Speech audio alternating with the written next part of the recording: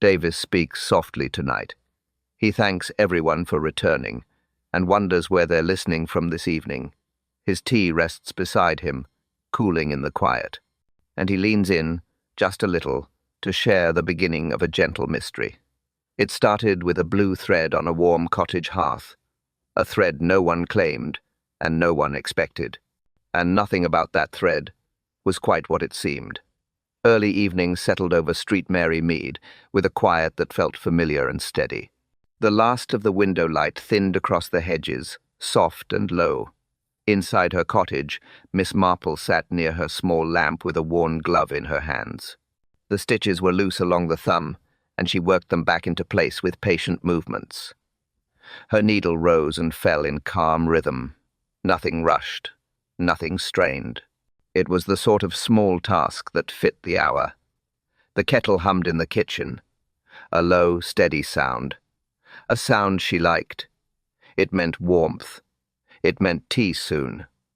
It meant the kind of evening where very little needed explanation. Miss Marple paused to listen to it. She always did. It was her measure of the day ending. A simple measure, a gentle one. She nodded once to herself, pleased with the progress of the glove. The yarn lay neatly on the table beside her, everything arranged, everything in its place. Outside, the lane held the last lines of light. A cart rolled somewhere in the distance. A door closed 2 cottages down. Quiet, ordinary sounds. The kind people forgot to notice, but Miss Marple rarely missed. She lifted the glove toward the lamp, checking her work. The thread lay straight. The seam behaved. She allowed herself a tiny smile. Small repairs brought small satisfactions. Then came the knock. Soft, quick, almost hesitant. Not the firm knock of the vicar, not the cheerful tap of young Tommy Wheeler delivering messages. This was a different sound. A visitor who carried something on her mind.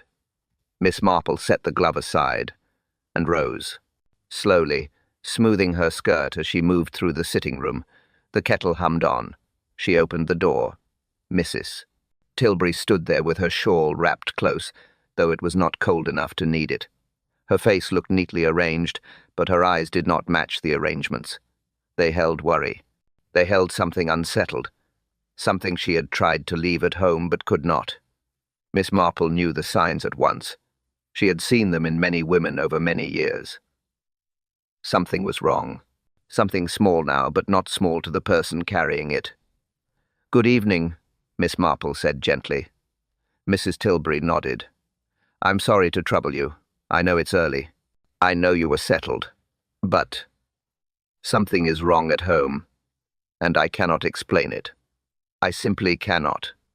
Miss Marple stepped aside, inviting her in without a single question. "Mrs.?" Tilbury crossed the doorway quickly, as though she feared she might lose her courage if she waited too long. Miss Marple closed the door behind, her noting the tremor in the woman's hands. Not fear exactly, not dread, but a tightness of uncertainty, a feeling that something in her house had shifted when no one was looking. And that, Miss Marple knew, was always the beginning. The trouble had begun with a very small thing, but small things rarely stayed small.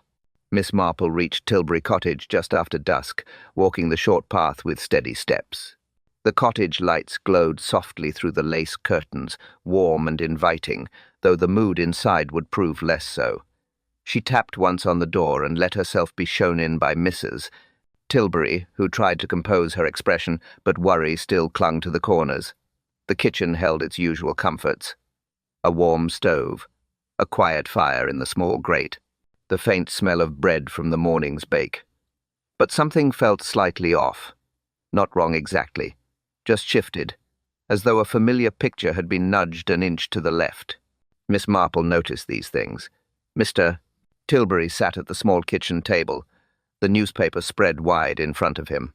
He did not rise, though he did glance up long enough to make a polite nod. His face looked lined with the tiredness of a man who had tried to settle a matter by ignoring it. His fingers pressed too firmly on the newspaper edges. A small sign, but a telling one. Miss Marple took it in quietly. Nora hovered by the window, pretending to look at the lane. She kept her back turned, though her shoulders betrayed her. Too still, too rigid. She was listening. She was waiting. Young people rarely listened well without giving themselves away, but Nora was trying. Miss Marple watched the girl's hands twist lightly in front of her. The movements were soft, but anxious. "Do sit down, Miss Marple," Mrs. Tilbury said, gesturing toward a chair by the stove. The tone was polite, but her eyes darted once toward the hallway. The look lasted only a second, but it told Miss Marple what she needed to know. There was someone else in the cottage, someone who did not belong. She set her handbag down beside her chair and folded her gloves neatly on the table. "You mentioned earlier that something at home felt wrong," Miss Marple said. Her voice was calm, steady, encouraging. Mrs. Tilbury hesitated, then nodded. "It started this morning," she said quietly.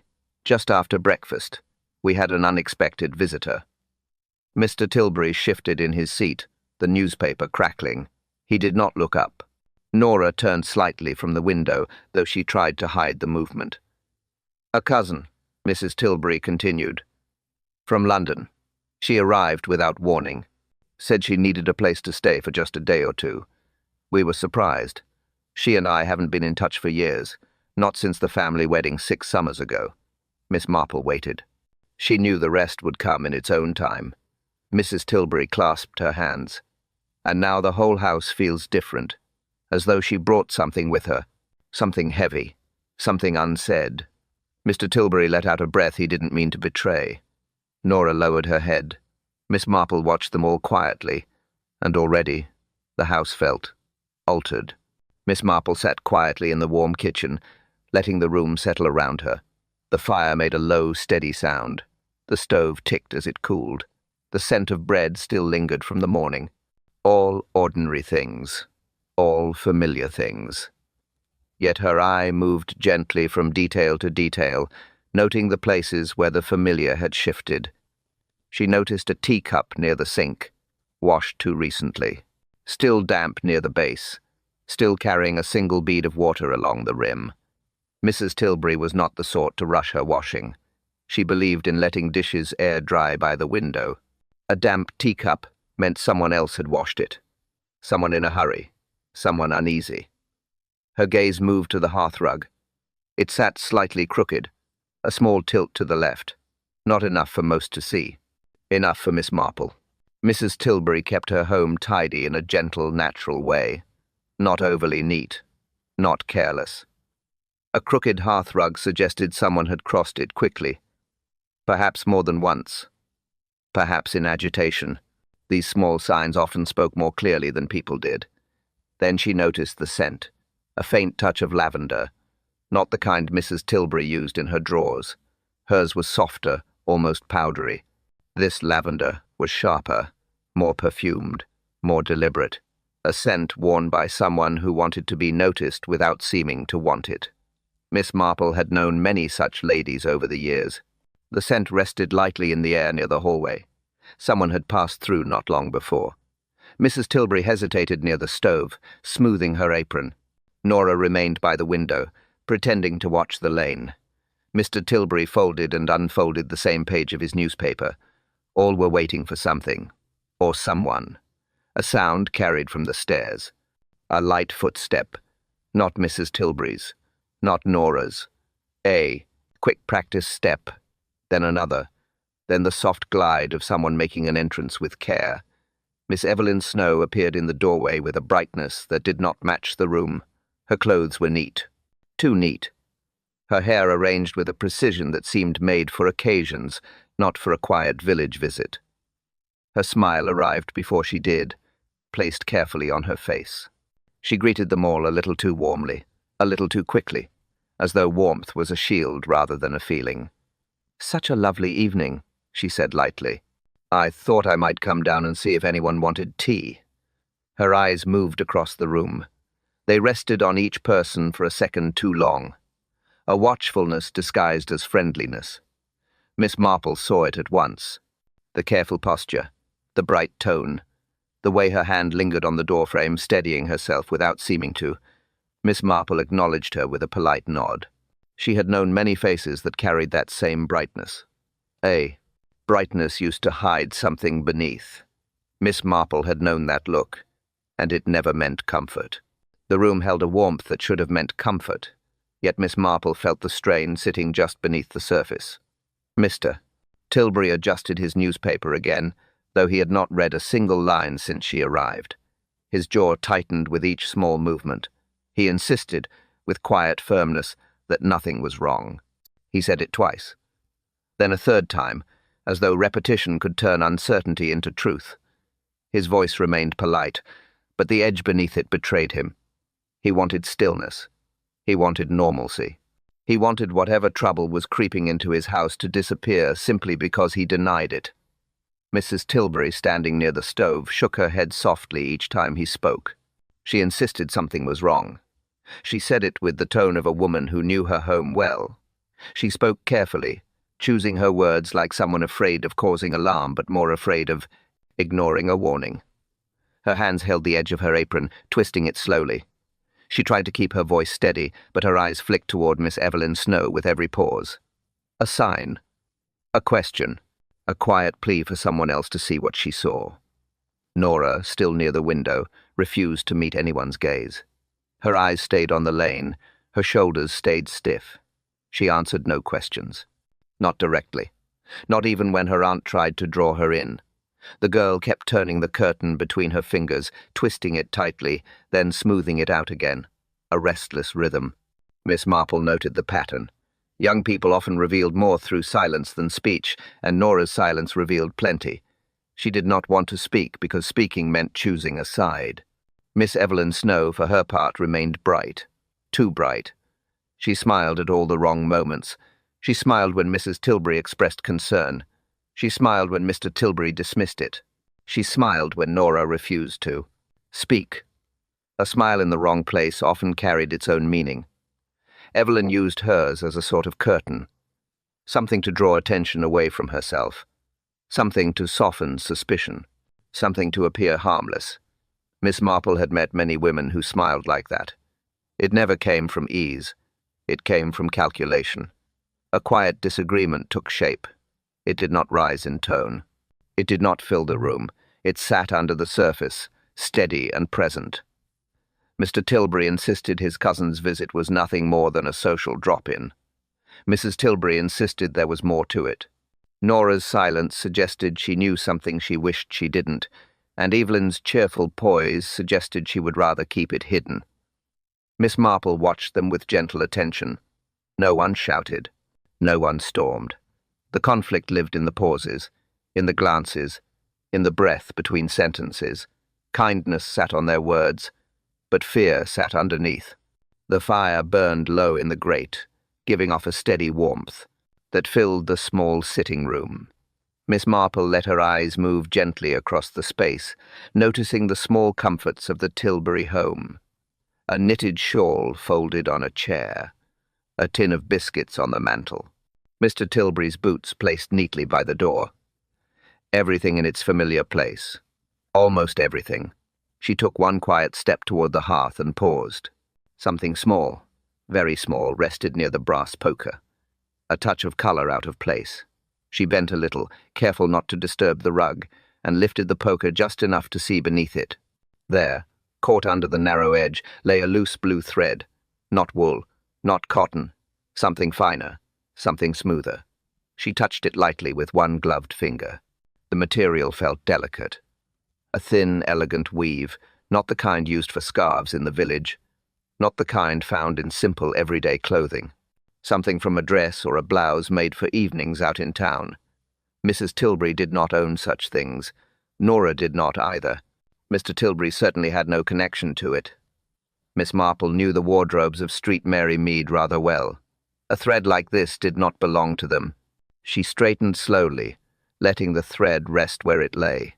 She did not mention it yet. She preferred to watch, to observe the room around her, to see who reacted before she asked a single question. Mrs. Tilbury had returned to the stove, stirring a small pot of tea leaves with a distracted hand. Nora had moved back to the table, still avoiding everyone's eyes. Mr. Tilbury rustled his newspaper, though not a word of it seemed to reach him. Then Miss Evelyn Snow reappeared in the doorway. She stopped at the threshold as though she had timed the moment. Her brightness had not faded. Her clothes remained crisp. Her smile sat ready, but her eyes flicked downward for a fraction of a second, toward the fireplace, toward the thread, too quickly, too sharply. A brief, involuntary glance. Then she looked away, as if the glance had been a mistake she hoped no one had seen. Miss Marple noticed it at once. Evelyn crossed the room with polite steps, offering tea, offering conversation, offering a light laugh that did not quite match the stillness around her. She kept her hands neatly folded, the one thumb pressed into her palm as though bracing herself. Her smile stayed steady. Her manner remained pleasant. But Miss Marple had followed eyes like that for many years. They always led somewhere. She walked back toward her chair by the stove, giving no sign that she had seen the thread. Not yet. She preferred timing. She preferred silence first. Silence revealed far more than immediate questions ever could. She folded her hands in her lap and listened to the small, strained movements of the room. The fire crackled softly. Nora adjusted her chair. Mrs. Tilbury sighed. Evelyn smoothed her sleeve one extra time. And Miss Marple knew the story had begun. Morning came quietly to Street Merry Mead. A pale light slid across the parding hedges, touching the roofs with a soft, cool tone. The village moved at its usual slow pace. Doors opened, kettles boiled, steps shuffled along the lane. Miss Marple, wrapped in her plain coat, made her way toward the village store with her small basket. She enjoyed these quiet errands. They allowed her to observe without seeming to. They allowed her to notice small shifts in people's voices, in their glances, in the way they greeted or failed to greet. The morning was still, but she felt something unsettled beneath it. Inside the store, the familiar smell of flour, apples, and soap rested in the air. Mrs. Finch stood behind the counter, writing notes for the day's deliveries. She offered Miss Marple a polite smile, though her eyes carried a flicker of curiosity, the kind that appeared when something unusual had passed through the village. Miss Marple selected her milk and a small tin of biscuits, placing them in her basket with slow, careful movements. She did not need to hurry. Morning talk often arrived on its own. Two women stood near the shelf of jams. They whispered in low voices, leaning close to one another. Miss Hartley from the Green Cottage, and Mrs. Woodford, who rarely kept anything to herself. They spoke softly, but the edge in their tone made Miss Marple's ear turn slightly. Not obviously, just enough to listen. "I saw it myself, Mrs." Woodford whispered. "A light in Tilbury Cottage, nearly 3 in the morning." Miss Hartley stiffened. "3? Are you sure?" "I'm certain. A lantern, or a lamp, moving about. Not steady. Not the sort of thing one brings out for a glass of water." Miss Hartley nodded slowly, as though that matched a fear she already carried. "And I thought I saw a shadow at the same hour, moving toward their shed, tall, quick. I couldn't sleep after." Their voices dipped even lower. "Do you think it's connected to that cousin, Mrs.?" Woodford asked. "Something about her seems unsettled." Miss Hartley pressed her lips together. "Or something she brought." Miss Marple reached for a jar of honey, giving no sign she had heard a word. She never reacted quickly. People spoke more freely when they thought she wasn't listening. She noted the details calmly. A light at 3 in the morning, a shadow near the shed, 2 separate witnesses, 2 separate worries, and both carefully whispered, as though speaking them too loudly might make the trouble grow. Outside the store, she paused, adjusting her basket on her arm. The lane looked calm. A dog barked somewhere in the distance. A child ran past with a skipping rope. The village behaved as it always did. But the murmurs from inside did not leave her mind. Fear in a small village rarely began with a shout. It began with whispers. It began with people lowering their voices. It began with shadows seen at the wrong hour. She walked slowly toward her cottage, letting the morning settle around her, and shadows never move without a blank's reason. By late afternoon, a quiet stir passed along the main lane of Street Merry Mead. Not loud, not urgent, just a shift in footsteps and greetings. Miss Marple noticed it from her garden gate, people standing a little straighter, watching a little longer, whispering a little softer. A motor car had arrived at the edge of the village, a polished one, a familiar one. Inspector Gallard stepped out with his usual steady posture, coat buttoned neatly, hat set firmly in place. He greeted a few villagers politely, though his eyes scanned the lane with the calm precision of a man who preferred facts over chatter. Miss Marple gave a small nod to herself. When Gallard visited without sending word first, it meant something small had unsettled him. And small unsettlements often grew into larger ones. He spotted her at once. He always did. He walked toward her with unhurried steps, pausing at her gate as though he had simply been passing by.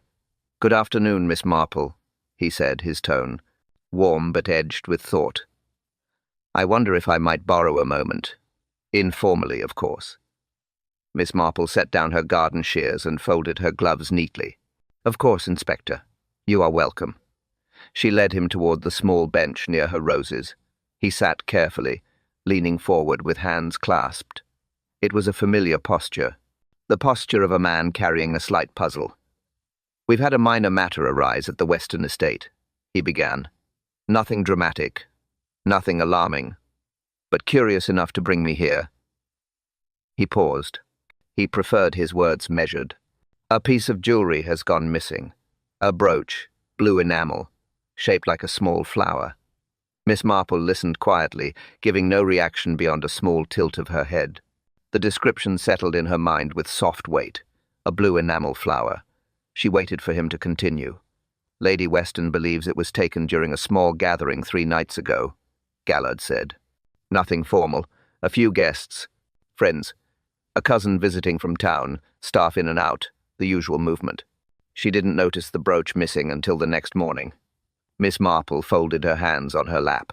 "And you believe the person responsible may be nearby?" Gallard nodded. "Yes. We have reason to think the thief didn't get far. Several footprints near the service path, a cloak dropped in haste. And one witness mentioned seeing a figure leaving the estate grounds before dawn." His voice lowered slightly. "I came because your village is often where people choose to hide, especially those who hope to blend in. Someone from London, perhaps." Miss Marple allowed a gentle breath to settle between them. She thought of Mrs. Tilbury's worry, Nora's silence, Evelyn Snow's bright but watchful eyes, the blue thread beneath the brass poker, the faint lavender scent, the morning whispers about a light at 3 o'clock, the shadow near the shed, quiet pieces, all separate, until now. Gallard adjusted his hat and stood. "If you notice anything unusual, do let me know." Miss Marple gave a slow nod, and Miss Marple's mind placed 2 threads together. Afternoon, light rested softly across the Tilbury kitchen, giving the room a gentle glow that should have made the tea hour pleasant.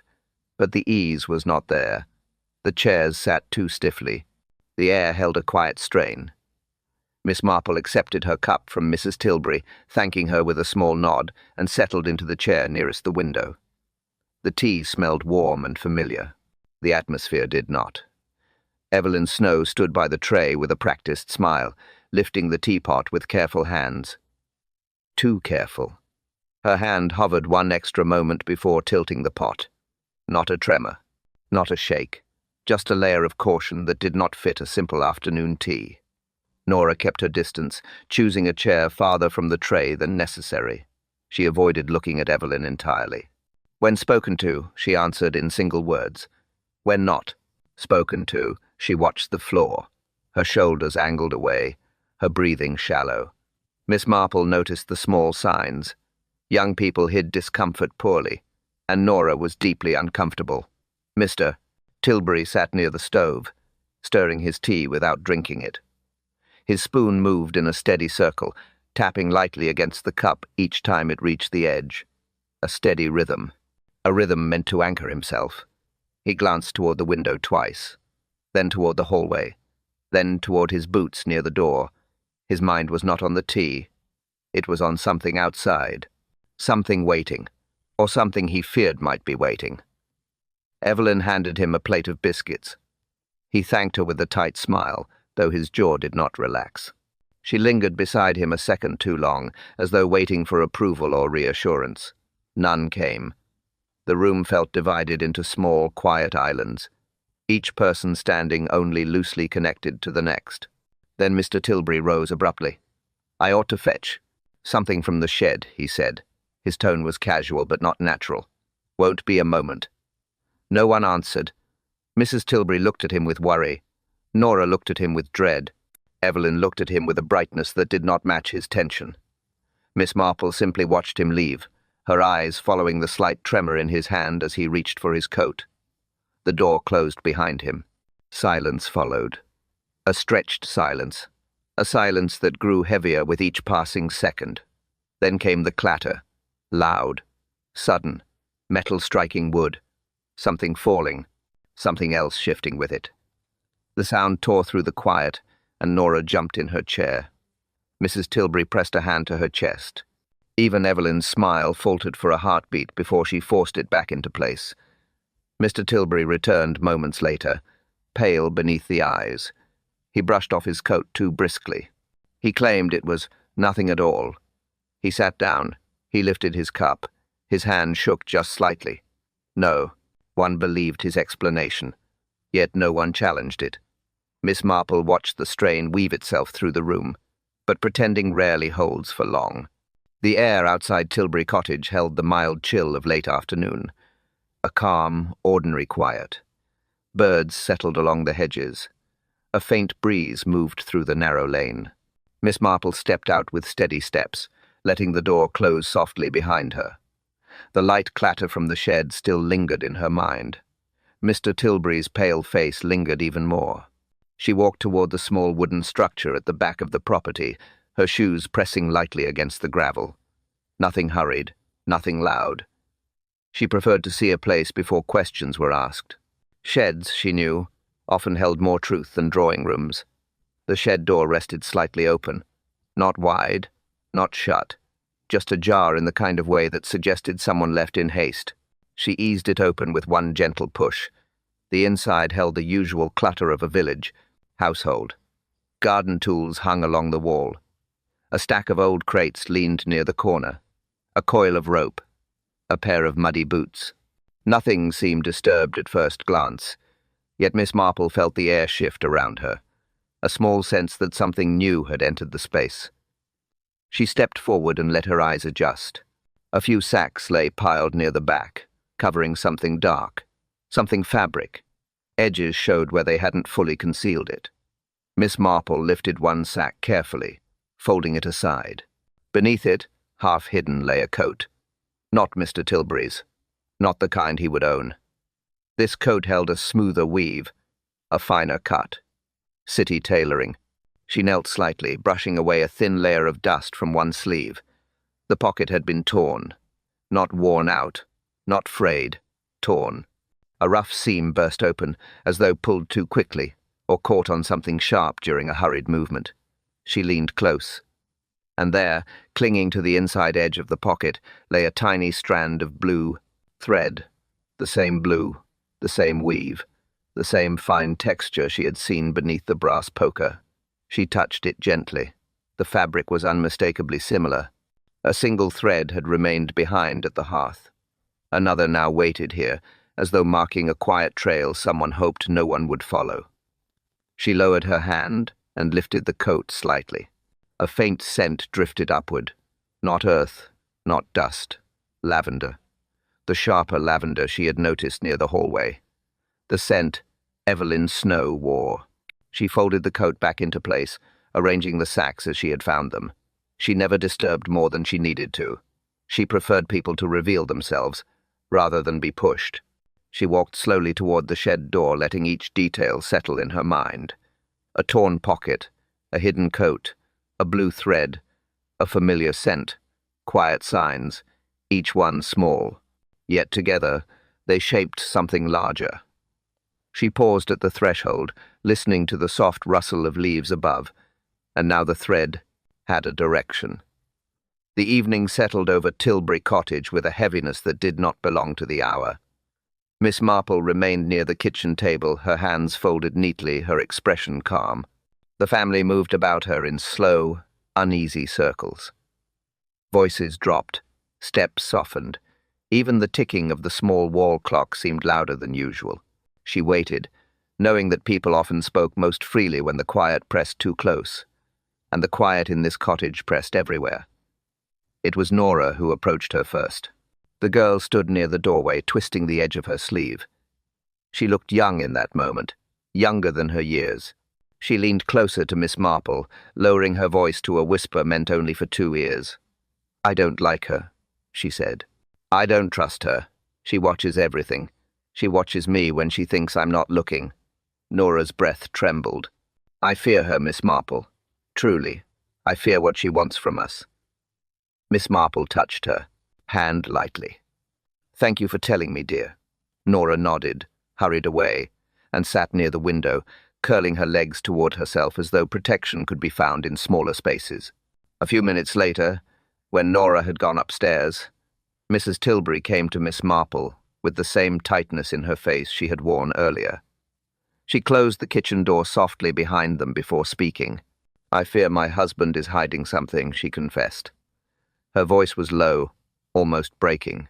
"He says nothing is wrong, but his hands shake, and he wakes before dawn. And I know he went to the shed last night." She swallowed. "He thinks I didn't hear him leave, but I did, and I heard him return." Her fingers twisted at her apron again. "I don't know what he's caught up in. I don't know what he's shielding, but I fear it will hurt us all." Miss Marple gave another small nod. She did not interrupt. "Mrs." Tilbury exhaled shakily, then stepped aside as her husband entered the room. Mr. Tilbury paused. His shoulders dropped as though a weight pressed on them. He looked at Miss Marple with tired eyes. "Something was placed in my shed," he said quietly. "Placed there without my knowledge." He glanced toward the hallway to ensure no one heard. "I didn't want to alarm them. I didn't want to cause trouble, but I found a coat hidden under the sacks. Not mine." His voice thinned. "Someone is using my property for something I do not understand." He ran a hand over his face. "I fear my wife suspects me. I fear Nora fears her cousin, and I fear that cousin fears discovery." He lowered himself into a chair. "It seems we all fear someone." Miss Marple remained still, letting each confession settle into place. Each one spoke of suspicion, each one pointed in a different direction. Yet the pattern was not scattered. It simply required the right angle to see clearly, and in truth, the danger lay much closer. Night settled gently over the village, and Miss Marple sat in her small chair near the window, letting the quiet gather around her. The lamp beside her glowed with a steady, warm light. Outside, the lane was still. Only the faint rustle of leaves broke the silence. She folded her hands, thinking of the confessions from the Tilbury family, turning them slowly in her mind like pieces of a familiar puzzle. Each one carried a different fear. Each fear pointed toward Evelyn Snow. And yet the woman maintained her bright manner, her polished smiles, her careful stance near every doorway. Miss Marple had seen this posture before, not in Evelyn alone, but in others long ago. She recalled a case from years past, when she had been visiting an old friend in another village. A young woman had arrived unexpectedly at that house as well. Pretty, ambitious, well-dressed, always eager to help, always eager to charm. She had spoken lightly of staying just a few days, and had insisted she carried nothing of importance. But her eyes had betrayed her. Eyes that watched too closely, eyes that measured the room, eyes that weighed the value of every object on every shelf. The young woman in that old case had used social visits to cover her intentions. Not malicious in the beginning, just opportunistic. She had wanted a chance to improve her situation. She had assumed no one would notice her small steps. But Miss Marple had noticed. She always did. She leaned back now, letting the memory settle beside the present. Evelyn Snow carried the same brightness, the same practiced warmth, the same way of entering a room before anyone quite realized she had arrived, and the same way of leaving a room with no sound to mark the exit. Even her clothing had the same neat edges, the same precise stitching, the same faint scent meant to draw attention gently, not boldly.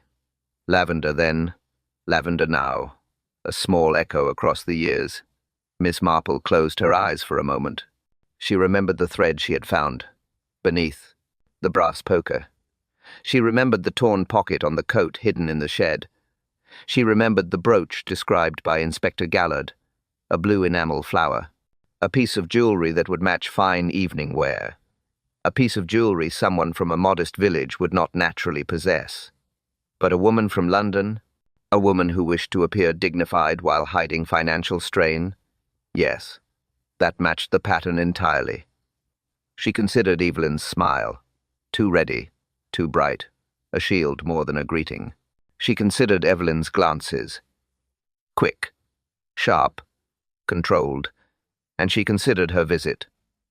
Sudden, convenient, untimed, all details that would not alarm most people. But Miss Marple found them familiar. The old case had taught her that people repeated themselves more than they realized. Ambition left footprints, fear left glances, and desperation left threads. She folded her hands once more, and patterns rarely lie. The next morning brought a steady, mild light across Street Mary. Mead. Miss Marple walked along the lane with her basket, appearing as though she were running an ordinary errand. She liked to move through the village this way quietly, unnoticed, gathering the small truths people revealed in passing.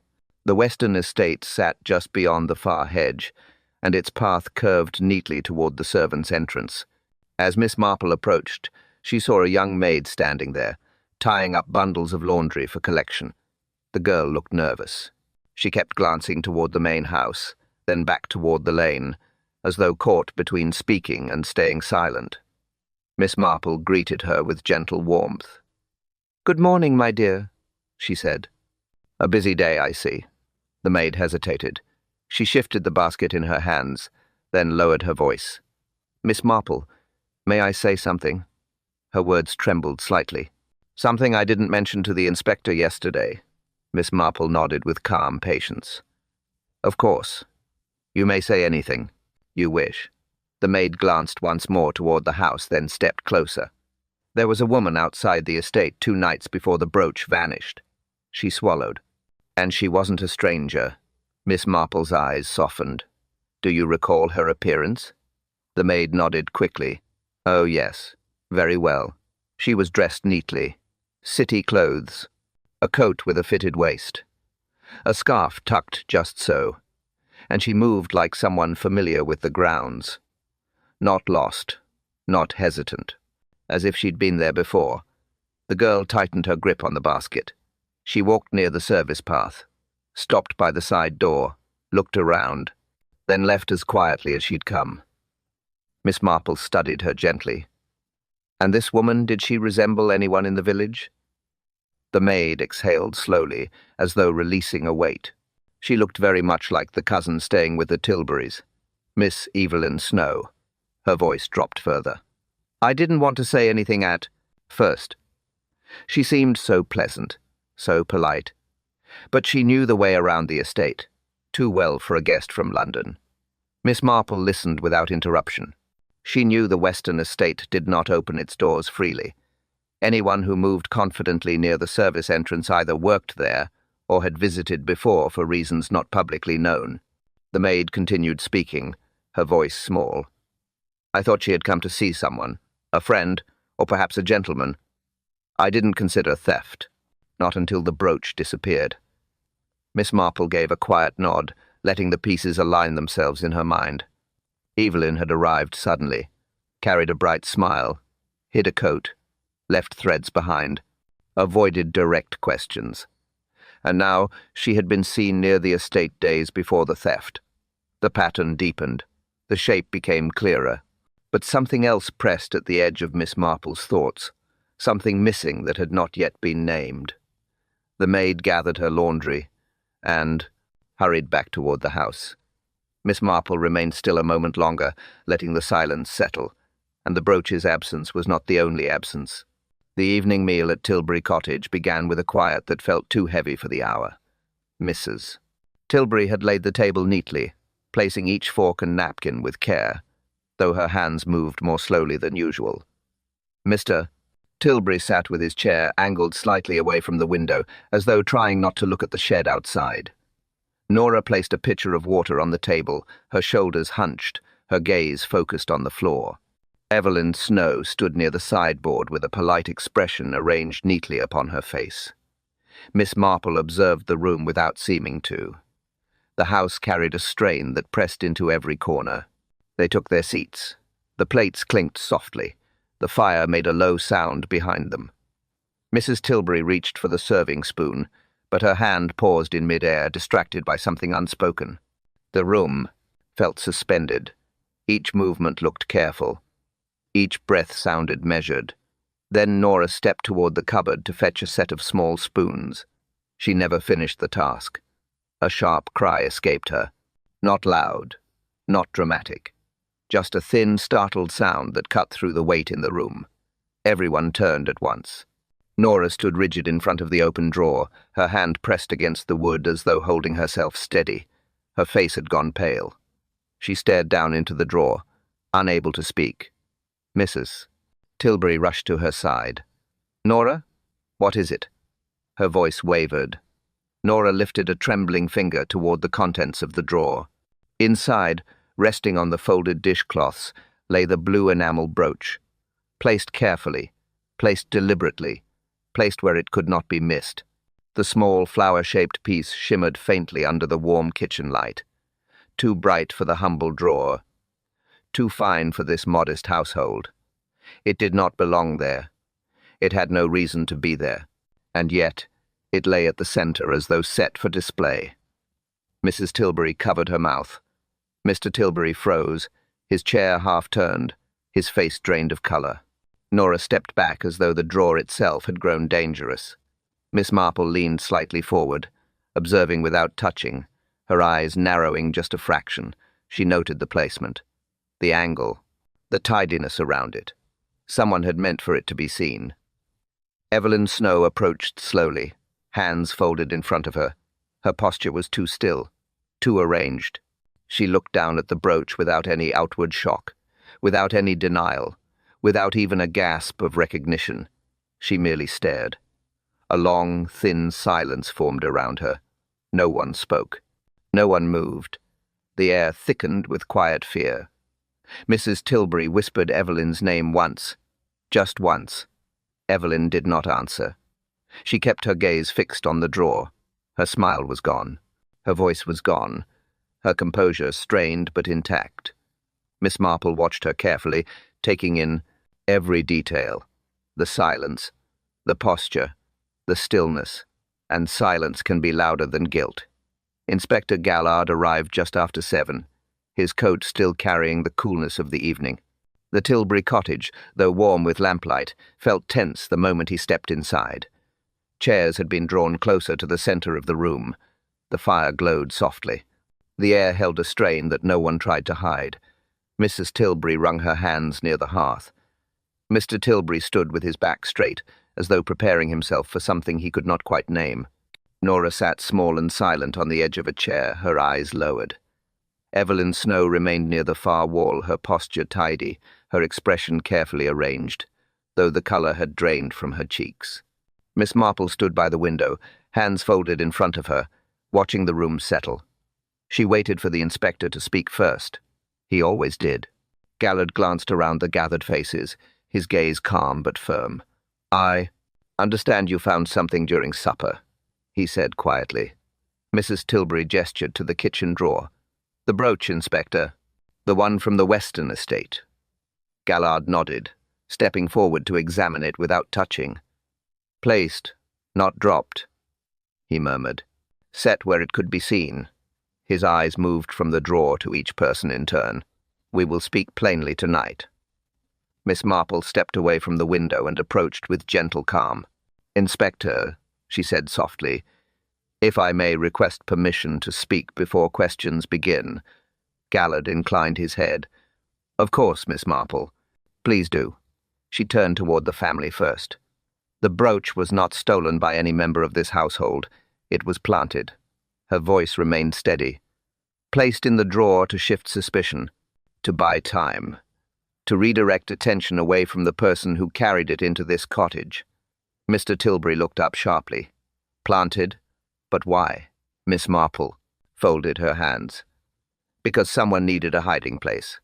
Someone needed shelter while running from trouble in London. Someone who arrived unannounced. Someone who smiled too often. Someone who moved quickly through rooms. And someone who knew the Western estate grounds well enough to slip in unnoticed. All eyes turned slowly toward Evelyn Snow. Evelyn did not move. Her hands clasped tightly. Her lips pressed thin. Her gaze fixed on the floor. She looked as though she had been expecting this moment, yet still hoped it might not come. Miss Marple continued gently. There was no harshness in her tone, only truth. Evelyn used your kindness to cover her steps, she said. The brooch was never meant for you. It was meant to delay her discovery. She hid the coat in the shed. She left the thread on the hearth. She visited the estate before the theft, and she placed the brooch so the blame would fall anywhere but on herself. Mrs. Tilbury covered her mouth with her hand. Nora stared. Mr. Tilbury sank slowly into his chair. Inspector Gallard turned toward Evelyn.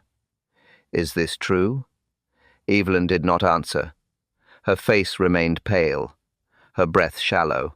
Her eyes glistened with something more than fear. Miss Marple watched her quietly. But it was not theft that worried her most. Evelyn sat very still. Her hands clasped tightly in her lap, her eyes lowered as though the floor might offer some escape. The room had turned quiet around her. No one pressed her. No one pushed her. Even Inspector Gallard waited with steady patience. Miss Marple stood nearby with a calm expression, neither accusing nor comforting, simply present. Evelyn drew in a shallow breath, then another, and when she finally spoke, her voice carried only softness. I didn't mean for any of this to happen, she said. I came here because I didn't know where else to go. Her fingers trembled as she continued. I ran from London, from an engagement I could not bear, from debts I could not manage, from promises I never should have made. I didn't want to face any of it. Mrs. Tilbury pressed a hand to her chest. Nora leaned forward. Mr. Tilbury stayed frozen, listening to every word. Evelyn lifted her head only slightly. The brooch wasn't mine. I took it because I thought it would give me time. Just time. A few days. A place to breathe. She swallowed hard. When I arrived here, I meant to return it. Truly. But then Miss Marple noticed the thread near the hearth, and I panicked. Her voice thinned. I hid the coat in the shed. I placed the brooch in the drawer. I thought, if suspicion went elsewhere, I could slip away quietly before anyone understood what I'd done. She looked toward Mrs. Tilbury with genuine regret. I never intended harm. You were kind to me, kinder than I deserved. I only wanted a roof for a little while, just long enough to think. Her breath shook. But lies grow quickly, faster than I expected. Inspector Gallard remained silent. So did everyone else. Evelyn looked back at Miss Marple, her eyes filled with shame. I didn't know how to undo the trouble without making it worse. Miss Marple gave a small, understanding nod. But she had woven more trouble than she knew. The room grew quieter after Evelyn's confession, not from shock, but from the slow settling of understanding. Mrs. Tilbury reached for her hand first. A small gesture. A gentle one. Mr. Tilbury followed with a steady nod, his shoulders softening for the first time that evening. Nora stepped closer, still cautious, but no longer guarded. Their forgiveness came without speeches, without judgment. It arrived in the quiet way families often release fear when truth finally takes its place. Inspector Gallard spoke softly, keeping his voice low and even. He promised a peaceful, private solution. No charges, no public shame. Only the necessary steps to return the brooch and settle the matter discreetly. Evelyn's relief showed in her breath, in the slight easing of her posture, in the way her hands finally unclasped. Miss Marple gathered her gloves from the side table and moved toward the fireplace, with her usual gentle calm. She lifted the small blue thread from where she had placed it earlier and tucked it neatly into her knitting bag. A reminder. a quiet symbol of how truth often hides inside the smallest, simplest things. She reminded the family that kindness, even when strained, often carried heavier weight than anyone realized. And sometimes, that weight changed everything. Mrs. Tilbury exhaled for the first time in hours. Nora leaned against her aunt. Mr. Tilbury rested a hand on the back of a chair. The house shifted, just slightly, as though a long-held breath had been released, and the cottage felt lighter again. Davis returned softly, his voice steady and warm, as though settling beside the listener with a fresh cup of tea. He speaks of the blue thread. He speaks of the faint lavender scent that lingered where it should not have been. Small things, ordinary things. Yet each one carried its own quiet truth. He thanks everyone gently for joining him tonight, for listening through every step, every whisper, every careful moment. Then he asks, in that familiar soft way, where they are listening from this evening, and which clue they noticed first, before anyone named it aloud. He lets the pause rest, gentle and inviting. Then he closes with the ritual line, simple and warm. Tomorrow, another kettle will boil. And he leaves one small tease, barely more than a whisper, one quiet postbox, one unopened letter, one truth waiting behind a stamp.